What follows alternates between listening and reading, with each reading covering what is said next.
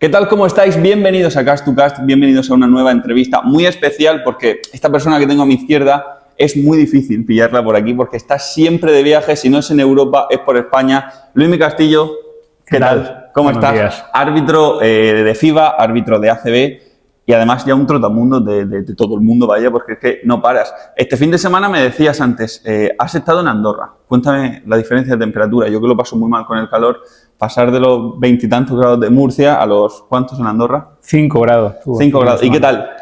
Pues bien, muy bien. La verdad que sales a pasear, ¿no? Y notas la diferencia de salir de Murcia en manga corta, como vamos ahora, a 26 grados que harían el viernes o el sábado y llegas allí con 5 y la verdad que se nota mucho la diferencia. Ojalá tener de verdad los 5 grados por aquí. Yo que soy más de frío que de calor. Oye, vamos a hablar un poco de todo, de cómo empezaste en esto de ser árbitro, luego de tu experiencia, porque lo que estábamos diciendo, has estado en muchos países, has estado en muchos pabellones, pero vamos a empezar un poco por eso, por tus inicios, porque hay por ahí un mito que dice que el árbitro siempre es el jugador frustrado, ¿no? Sí. Cuéntame tú si siempre quisiste ser árbitro, si eras jugador de baloncesto y al final acabaste en árbitro, o si, oye, te gustaba, yo que sé, la cocina. Pues mira, no soy el típico caso de jugador frustrado porque no jugaba al baloncesto, jugaba al fútbol de portero además, pero mi hermano era árbitro y con 15 años me animó a hacer el curso de árbitro de la Federación Murciana, lo hice y bueno, ya hasta el día de hoy, o sea, muchos años ya detrás del silbato. ¿Ha habido alguien en tu familia que haya sido árbitro? Ya no te digo de baloncesto, dentro del Sí, deporte. mi hermano. Ajá. Mi hermano era árbitro, lo sigue siendo en la Liga de Ocio de la Federación Murciana, totalmente como hobby y bueno, para seguir viviendo este mundo tan apasionante que cuando entras y te engancha ya no hay manera de salir y bueno, sigue disfrutando con la gente de su generación, con generaciones nuevas que han ido entrando en esa competición y muy bien, muy contento y ya te digo, puedes seguir viviendo viviendo el mundo del arbitraje. ¿Quién es mejor como árbitro, él o tú? Pues está feo que lo diga yo, ¿no? Yo entiendo que él cuando empezó tenía mucha más experiencia que yo y bueno, yo poco a poco he ido aprendiendo de él y de otros muchos compañeros y quizá ahora, por la categoría en la que estoy, por donde estoy, quizá yo tenga un poco más de experiencia. Hay que decirlo, sí. Tenga un poco más de experiencia que él. Vamos a hablar de toda esta experiencia de que si Juegos Olímpicos, que si Mundiales, que si ACB, pero en este arranque, en estos inicios como árbitro, ¿tuviste algún problema o gente que te decía, no sé, amigos, familia, decía, no te metas por ahí, no, al final eso da muchos problemas o hay mucha hostilidad en todo ese mundo o siempre se te apoyó mucho y van para adelante? Pues hombre, mis padres me apoyaban obviamente porque tenían el ejemplo de mi hermano en casa y no, digamos que dentro de casa no había ningún problema. Sí que es cierto que recuerdo, yo en aquella época tenía pues entre 15 y 16 años cuando hice el curso y cuando empecé a arbitrar. Y recuerdo que sí que mis amigos me veían como algo raro, ¿no? Que yo los sábados por la mañana o que incluso ya los viernes, pues lo típico, ¿no? Que empieza a salir con esa edad y yo me recogía pronto porque tenía partido sábado a las 10 de la mañana y ellos ya lo veían raro. Y más aún cuando era porque iba a arbitrar un partido. Entonces sí que es cierto que no es no sé cómo decirlo, no es lo típico que ves en niños de esa edad que se quieran hacer árbitro y que encima que les enganche y que les guste tanto como me pasó a mí. Entonces, nadie me decía que lo dejara, pero sí que yo notaba que lo veían como raro, ¿no? Y ahora me ven donde he tenido la suerte de llegar y... Dicen, bueno, jolín, no era tan raro, ¿no? Se sienten orgullosos de mí y la verdad que me siguen, ¿no? Allá donde voy. En todo esto que me estás diciendo me dices que ya en aquel momento ya te ibas antes, descansabas. ¿Es muy importante todo esto para un árbitro estar concentrado siempre? Para mí es básico, sí, para mí es básico y además siempre pongo el ejemplo cuando voy a dar charlas a colegios, institutos y lo digo, ¿no? Igual que los jugadores se preparan y trabajan durante toda la semana para ese fin de semana especial que es su partido, nosotros prácticamente tenemos que hacer lo mismo, sobre todo por respeto a los equipos que le vamos a arbitrar, que se merecen el máximo, obviamente, como por nosotros mismos, porque al final si estás aquí, como he dicho, que no es un mundo fácil, es apasionante, pero no es fácil, tienes que demostrar el respeto máximo hacia ti y hacia los participantes. Entonces, al final, salir, ya por no hablar de que empiezas con esa edad de aprobar cosas, empiezas a beber, pues si tienes una responsabilidad al día siguiente, eso siempre, por lo menos fue en mi caso, te coarta, ¿no? A la hora de poder hacer esas cosas y te lleva como por el buen camino, por decirlo de alguna manera. Y me estás hablando de esto de pretemporada, de preparación. Claro, todos conocemos las pretemporadas de los equipos, X amistosos, mucho trabajo físico, dobles sesiones de entrenamiento. Pero, ¿cómo es vuestra pretemporada? Por ejemplo, de los árbitros ACB, ¿no? ¿Tenéis, no sé, una preparación de X tiempo? ¿No paráis en todo el verano? Luego tenéis una serie de exámenes antes de empezar. ¿Cómo funciona todo esto? Sí, pues exactamente como acabas de decir. Es muy parecida a los equipos. Nosotros, bueno, en mi caso, cuando tengo campeonatos de verano, pues siempre intento dejar un tiempo de descanso, que además es aconsejable, ¿no? Después de llegar a un pico alto, pues intentas bajar y luego siempre te coge un tiempo. Todo esto intento hacerlo con un preparador físico que te va indicando más o menos los momentos de descanso y de empezar a entrenar otra vez. Empezamos la temporada con una prueba física y un examen teórico. Luego, ¿son duras o no? Bueno, hay que estar bien, sí. Hay que estar bien y hay que prepararla, evidentemente. Igual que el examen, se nos requiere lo máximo de conocimiento de las reglas, pues tenemos que estar muy preparados. Ese examen es difícil, o sea, alguien como tú que lleva mucho tiempo, si no se lo prepara, ¿se le puede pillar o no? Bueno, nosotros tenemos que estar actualizados, semana a semana. Y más con los cambios de normas y de reglas que hay, como hemos tenido este año algunos casos ya. Entonces, bueno, es aconsejable prepararte. Yo siempre, igual que con la preparación física que te he dicho, siempre lo cojo, pues no sé, ¿no? Depende de cómo esté, en qué estado de forma esté, 3, 4 semanas antes, pues el examen es igual. O sea, me gusta cogerlo con tiempo, como en el colegio o en la universidad. Sí. O sea, no te pones la noche antes. Se lo prepara el último día seguro. Bueno, pues en este caso yo creo que el último día solamente te da tiempo a leer el índice. No, hay que cogerlo con tiempo y prepararlo y bueno, y saber de que... Y además eso te ayuda a estar siempre en contacto en continuo contacto con el reglamento y con las interpretaciones, ¿no? Que son muchas. Toda esta preparación te ha llevado, pues eso, a pitar en ACB, en mundiales, pero lo más cercano son los Juegos Olímpicos de este verano. Oye, se conoce mucho de los deportistas, que si la Villa Olímpica, cómo se vive, hay 800 TikToks de cómo son las camas, que si de cartón, que si no... ¿Cómo es para los árbitros? ¿Estáis también en la Villa Olímpica? ¿Estáis en un hotel aparte? ¿Estáis dentro de la villa pero en otra sección? No, nosotros estamos en un hotel aparte. En el caso... ¿No vivís las camas de cartón? No. Nosotros estuvimos la primera fase en Lille y ahí estábamos en un hotel que estaba pegado al estadio de Lille de fútbol, que es donde habilitaron para el baloncesto con capacidad para 27.500 personas. Wow. Y además se llenaba. Todos los días prácticamente estaba lleno el estadio. Teníamos el hotel justo al lado, a 200 metros. Y luego y solamente estaba el deporte de baloncesto. Luego cuando nosotros nos fuimos, se fue el baloncesto a París, vino el balonmano. O sea, hicimos ahí el intercambio. Y luego en París estábamos en un hotel muy grande, que además estábamos prácticamente, no sé cuánto, pero muchos técnicos, jueces, ahí se me ha ido. Jueces o árbitros. Sí. No me acuerdo ahora mismo cómo se llama la acreditación. Y era muy curioso porque el uniforme era igual para todos. O sea, nos daban el mismo polo, los mismos pantalones y el mismo traje. Teníamos como 2 trajes, ¿no? El de sport y el de gala, que era para cuando ibas a los partidos. Y era muy gracioso, pues te encontraba en el ascensor con alguno, entonces nos mirábamos la acreditación para ver de qué deporte era, ¿no? Pues de gimnasia rítmica y yo de baloncesto. Hola, ¿qué tal? Y hablábamos, ¿no? Pues como te he dicho, ¿no? Con todos los jueces y árbitros de todo el mundo, en el mismo hotel. Os dan regalos, porque a los deportistas, que si pines, que si un móvil incluso, que si gafas, que si... ¿A vosotros no, nos dieron el kit, como te he dicho, con el uniforme. A vosotros no hace caso nadie, ¿eh? No. No, la verdad que no nos dieron nada. Luego, evidentemente, allí, pues todo el mundo va a la Olimpiada, a ver si me trae algo. Pues va allí con la maleta vacía y llena de pin, gorras, camisetas, los souvenirs, eso siempre es así. Sí. ¿Y qué tal es vivir los Juegos Olímpicos al final? Porque no sé si hay cierto miedo por la responsabilidad de ser un torneo muy corto, un torneo a nivel mundial que ve todo el mundo, porque a lo mejor al que no le gusta el baloncesto lo ve porque yo veo la vela y no tengo ni idea de vela. ¿Hay cierta responsabilidad por eso o, oye, o es más la ilusión de estar ahí? Bueno, pues creo que lo has dicho tú ya todo. Fue una pasada, primero porque yo había estado en Tokio ya y claro, eso fue en época de COVID.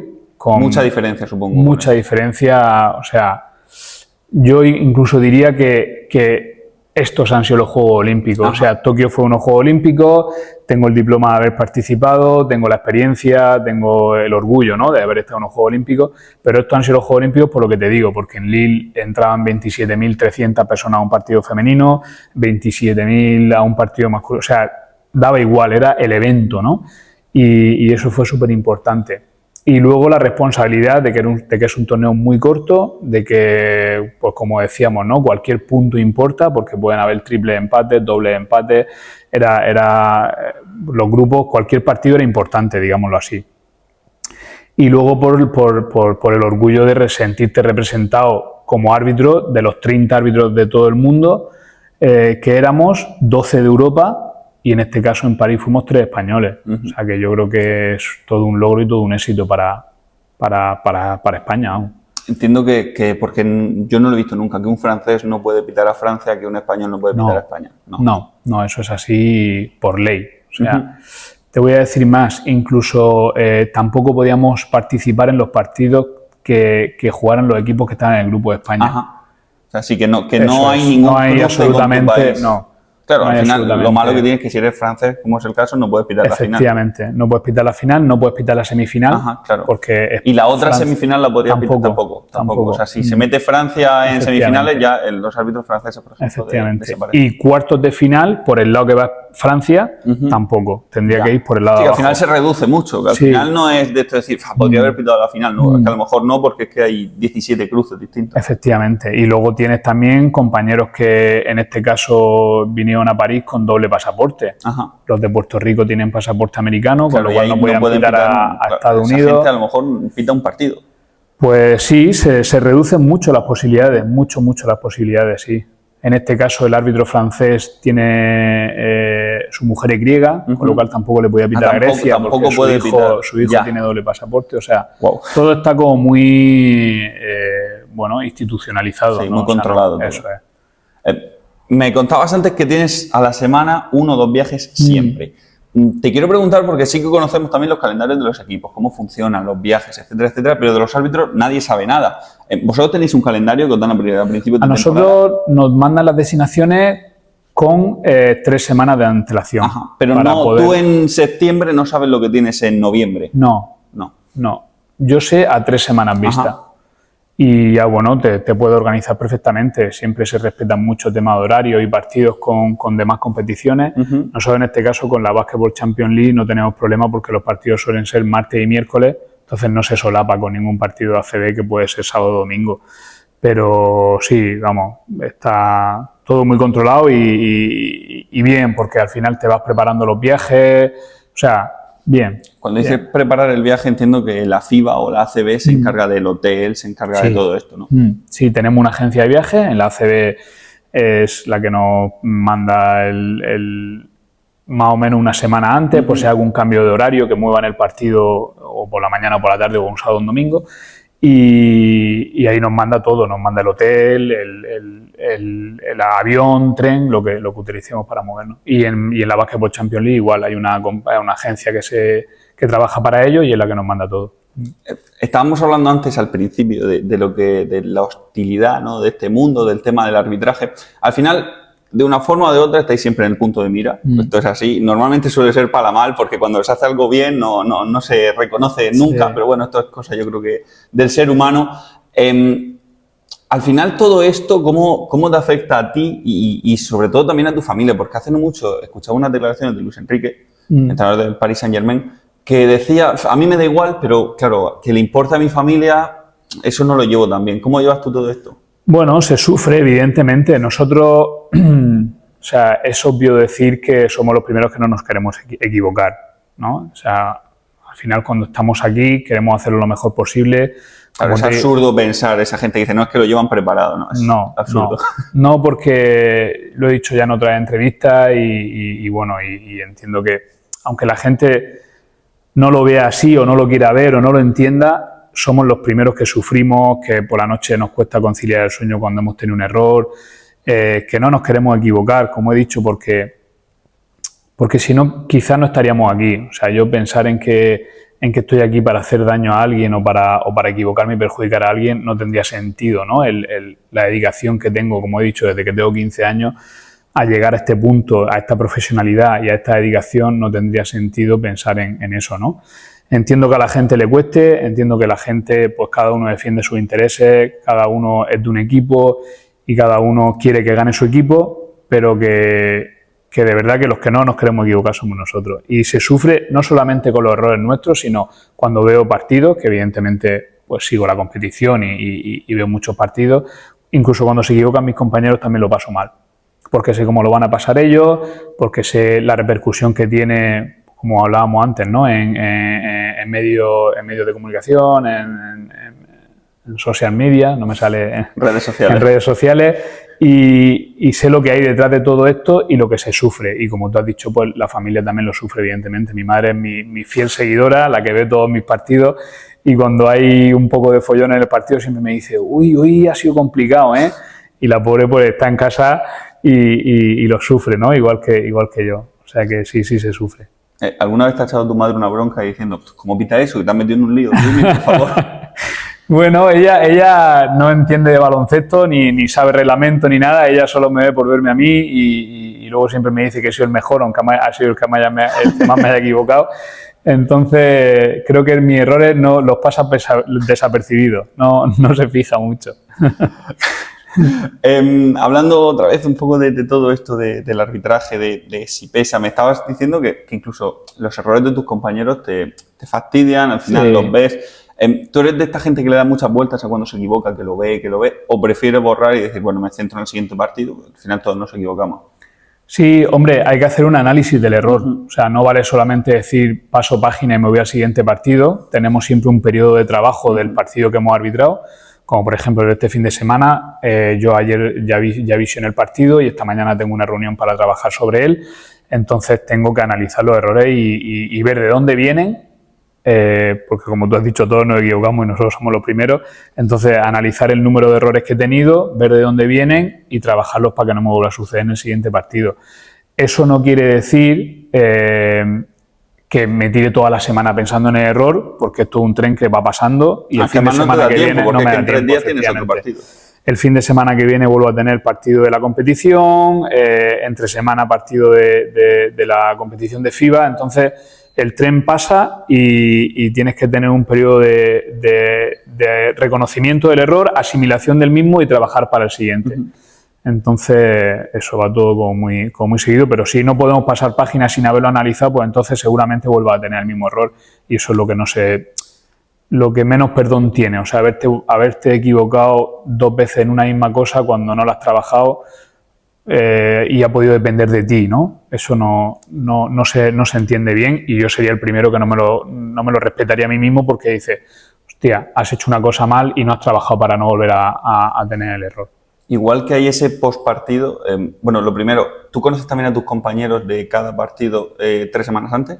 Sí, claro. Sí, vale, pues hay un prepartido, es decir, vosotros os llamáis, hacéis una reunión, hacéis, no sé, scouting de ojo a los bloqueos de X jugador que yo que sé, que se mueve, se suele mover, tal, o no, o preferís ir a ciegas. No, es obligatorio hacer un trabajo, hacemos un trabajo previo de visionado de los equipos a los que les vamos a arbitrar, pero sobre todo enfocado a la técnica o a la mecánica de arbitraje, o sea, cómo juegan para que nosotros podamos anticiparnos a lo que nos puede venir. Estar pendiente de X cosas, ¿no? Como sabes, somos 3 árbitros que nos movemos en función del juego. Entonces, pues, por ejemplo, el árbitro que está debajo de la canasta en la línea de fondo, que se llama árbitro de cabeza, poder saber si juegan más por un lado o por otro, pues poder anticiparte y que hayan 2 árbitros en ese lado, saber si viene un jugador por la línea de fondo para cortar y irse al otro lado para tirar un tiro exterior, que el árbitro que está en ese lado esté preparado cuando lo vea que va a cortar, que va a recibir por si le hace una falta antes o tal. O sea, más enfocado a eso y luego también enfocado a las personalidades que podemos tener cada uno, que me preguntaba mi madre ayer precisamente comiendo, ¿con quién pitas esta semana? Y le digo, con un alemán y con un lituano. Dice, ¿y cómo vais a entenderlo? Digo, pues mamá en inglés, ¿no? Pero bueno, ya no solamente entenderte en inglés, que sí, que puede ser, sino pues, bueno, ya nos conocemos porque hacemos también el clinic de pretemporada juntos y tal.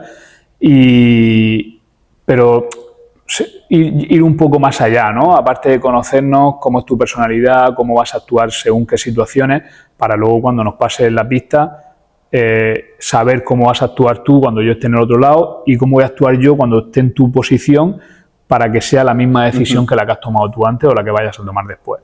¿Y tú no te lías cuando cambias de competición? Por ejemplo, el saque rápido. En ACB sí. En Basketball Champions League no. Luego cada temporada cambian mucho las normas. Al final no, sobre todo cuando empezáis dices, bueno, es que han cambiado 17 cosas y me tengo que actualizar. Bueno, pues volviendo a lo que hemos hablado antes de los exámenes teóricos que hacemos, ahí está. Vamos muy preparados. O sea, tenemos que... Al final es como los equipos.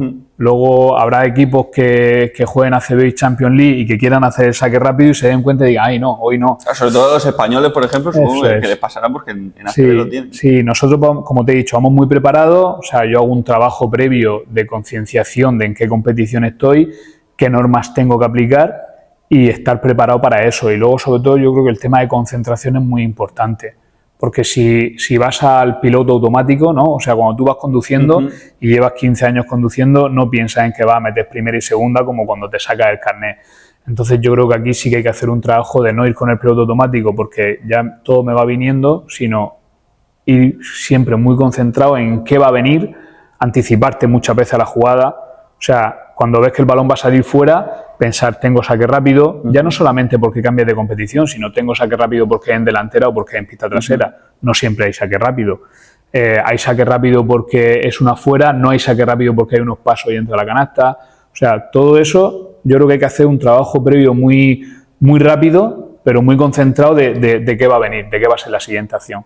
Y te iba a hablar yo precisamente de la concentración, de lo importante, pero al final sois humanos y cuando plantáis en un pabellón, pues, no sé, estilo OACA, por ejemplo, que es tremendo, ese ambientazo, gente sin camiseta, bengalas, yo qué sé, gritando, al final los jugadores también se contagian de eso. ¿Cómo se afronta eso? Porque, claro, al final el jugador se queja más. Supongo que tenéis que controlar el ambiente, tenéis que controlar, pues eso, la extra protesta. ¿Todo eso cómo lo lleváis? O sea, al final, ¿hacéis concienciación de entráis al pabellón y decís, wow, vamos a ir tranquilos hoy? Bueno, pues mira, a ver, yo no soy psicólogo, trabajo con un psicólogo y lo que yo te diga no vale, ¿no? Pero bueno, al final, como experiencia mía personal, cuando tú sales al pabellón, como tú dices, y miras arriba y no ves la última fila, dices, jolín, qué grande y cuánta gente. Pero si luego tú te centras en la pista, las pistas son todas iguales, son 28 por 15, con 2 banquillos, con 10 jugadores en la pista y con un balón y 2 canastas. Entonces, si tú consigues abstraerte y concentrarte solamente en el 28 por 15, como he dicho, todo es más fácil. O sea, yo creo que no te tienes que extrapolar a qué pasa afuera, aunque te pueda afectar el ruido, más, te afecta más. Porque a lo mejor no oyes a los compañeros cuando te están diciendo algo en los tiempos muertos, muchas veces tenemos que chillar porque no se oye.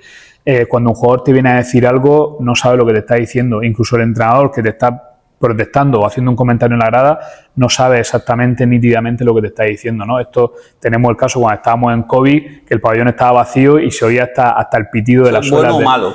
Bueno, diferente, pero oíamos el suelo de los pitidos de las suelas de los jugadores en el parqué. Entonces era diferente. Yo creo que en ese caso hubo que hacer otro trabajo psicológico diferente y en este, como te digo, abstraerte, pensar en el 28 por 15 y bueno, intentar hacer tu trabajo. Intentar hacer tu trabajo. O sea, no creo que haya que darle más importancia a que hayan 15.000 o 5.000 o 3.000. Es más lo que pasa en tu área de competencia, que es la pista. Luismi, vamos a ir terminando, pero te quiero preguntar porque en estos últimos años se están implementando muchas medidas de comunicación para que, pues eso, para que la transparencia, para que se vea cómo es vuestro trabajo, etcétera, etcétera. Esto os ayuda realmente porque al final siempre ha habido mucha gente que decía, bueno, es que, pues de lo que estábamos hablando antes, lo llevan preparado, no quieren hacer bien su trabajo, tal. Al final, bueno, ahora sabemos cómo son, pues eso, pues cuando reunís los árbitros, se habla de este aspecto, no sé qué tal, estamos llevando bien el partido, tal. Todo esto os ayuda sobre todo pues para eso, para todo el hate que tiene la gente, pues para rebajarlo un poco. Bueno, a ver, la idea principal y yo creo que acertada de ahora que se puedan escuchar lo que hablamos en el Instant Replay, por ejemplo, es una manera de naturalidad, sobre todo del trabajo que hacemos, de transparencia sobre lo que hacemos y de aprendizaje para la gente, porque yo lo estoy viendo ahora en estas 3 jornadas, como la gente comenta, oye, pues mira, gracias al comentario que ha hecho el árbitro sabemos que esto es así, que esto es así. Entonces, bueno, como te he dicho, transparencia, en primer lugar, de que no tenemos nada que ocultar porque estamos haciendo un trabajo de análisis de una jugada y tomar una decisión sobre el análisis que se hace, y de naturalidad porque si te das cuenta en las escuchas que puedes ver ahora en estas 3 jornadas, como he dicho, somos tal cual, o sea, no hay nada preparado. O sea, vamos allí, vemos la imagen, la analizamos como árbitro desde el punto de vista de la situación que ha pasado y haciendo la transferencia al reglamento para tomar la decisión final. Y yo creo que a la gente le está gustando, que está teniendo buena aceptación y que, como te he dicho, naturalidad y al servicio del espectador, que es el que al final compra el producto. Y producto, vamos a terminar con esto, producto murciano, un poco una pregunta de la tierra. Oye, Murcia está ahora mismo en el tema de deporte aquí arriba, no solo en baloncesto, no sé, en tenis, con Alcaraz, en MotoGP, con Pedro Acosta, con Fermín Aldeguer, en fútbol femenino, por ejemplo, tiene jugadoras en la máxima élite. También en baloncesto, muchos jugadores en ACB, en Primera ACB, Laura Gil, ¿no? que se ha retirado ahora de la selección, jugadores que pueden acabar en la NBA. Oye, tú como murciano, que todo vaya tan bien aquí ahora mismo a nivel deporte, a nivel baloncesto, ¿cómo se siente eso? Hombre, yo siempre lo he dicho, ¿no? Que cuando me han llamado para ir a cualquier evento importante a nivel de mi trabajo, primero me he sentido murciano, después español y después europeo, ¿no? Como en el caso, te decía, de las Olimpiadas, ¿no? Que piensa que de los 30 árbitros que estábamos ahí, 12 éramos europeos. Entonces, bueno, pues como he dicho, para mí que un murciano vaya a la Olimpiada fue súper importante. Si encima pude ser yo el representante a nivel de baloncesto y representar a la Federación Murciana de Baloncesto, pues un doble orgullo. Y yo siempre llevo a Murcia, pues eso, bien representada y siempre lo digo, o sea, no me canso y así creo que debe de ser y todo el mundo sabe que soy murciano y se me nota al hablar incluso, ¿no? Tanto cuando hablo español como cuando hablo inglés. Si tienes ese inglés murciano, sí, que a ellos les cuesta mucho. Eso es. No sé por qué no se me entiende, ¿no?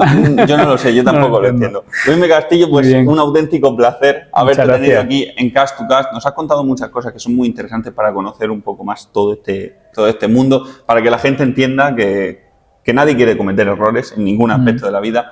Y también daros las gracias, por supuesto, a vosotros por haber estado en esta entrevista. Vienen muchas más cosas en Cast to Cast, así que un abrazo a todos y adiós.